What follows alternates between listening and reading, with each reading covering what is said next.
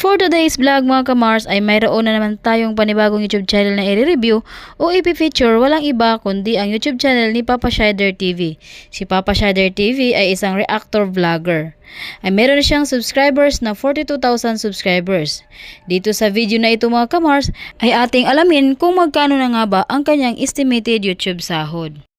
Disclaimer, lahat ng makikita niyong amount dito o mababanggit kong amount dito ay pawang estimated po lamang gamit ang Social Blade.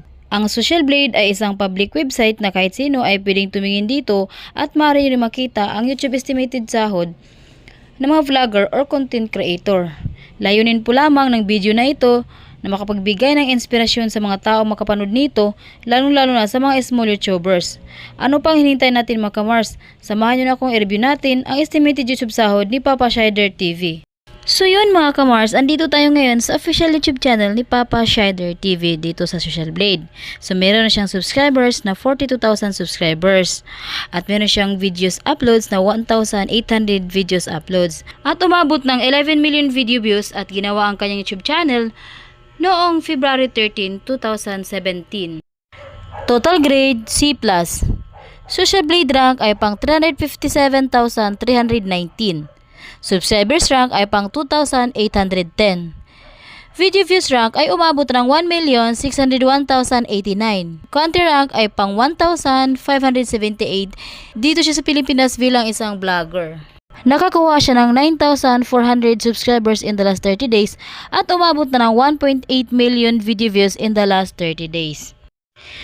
So yun mga kamars, nandito tayo ngayon sa YouTube Statistics Summary ni Papa Shider TV.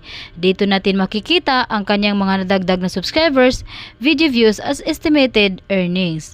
Pero yung titignan natin dito mga kamars ay kanyang daily average at ang kanyang weekly average. Sa kanyang daily average ay nakakuha siya ng $15 sa lowest estimated at umabot ng $242 sa highest estimated.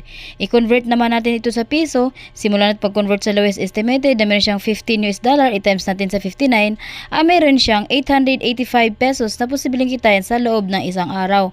At kung maabot naman ang highest na meron siyang $242 i-times natin sa 59 ay umabot siyang 14,278 pesos na posibleng kitain sa loob ng isang araw. At dito naman tayo ngayon sa kanyang weekly average. Sa kanyang weekly average ay nakakuha siya ng $152 sa lowest estimated at umabot ng $2,400 sa highest estimated. I-convert naman natin ito sa piso. Simula natin pag-convert sa lowest estimated na meron siyang $152 i-times natin sa 59 ay meron siyang 8,968 pesos na posibleng kitain sa loob ng isang linggo. At kung maabot naman ang highest na meron siyang $2,400 i-times natin sa 59 ay meron siyang 141,600 pesos na posibleng kitain sa loob ng isang linggo. So yun mga kamars, dito na tayo ngayon sa kanyang estimated monthly earnings.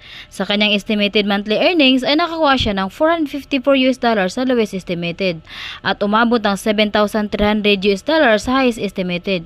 I-convert naman natin ito sa piso. Simula natin pag-convert sa lowest estimated na meron siyang $454 times natin sa 59 ay umabot na siyang 26,786 pesos na posibleng kitain sa loob ng isang buwan. At kung makuha naman ang highest na meron siyang 7,300 times 59 ay mayroon na siyang 430,700 pesos na posibleng kitain sa loob ng isang buwan. So yun mga kamars, hanggang dito na lang ang video natin. Huwag niyo sanang kalimutang mag-like, share at subscribe sa munting channel na ito. Maraming salamat po.